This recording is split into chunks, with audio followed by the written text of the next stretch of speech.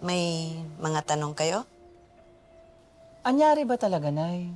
Magpipresenta na sana ako mag-donate ng dugo kay Elias sa dami ng sugat niya eh. Kaya nga, Nay, kawawa naman siya. Sa Anggera kaya yun sa Maba? Total, tapos na naman. Pananagutan naming aminin sa inyo ang lahat.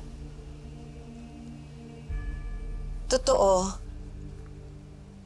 anak ng leader ng sindikato na si Edgardo Magallanes, si Elias. Kinalaban niya ang Golden Scorpion dahil sila ang pumatay sa pamilya ni Elias. At nagawa ito lahat ni Elias sa pamamagitan ng sikreto niyang pagkatao. Bilang si Black Rider.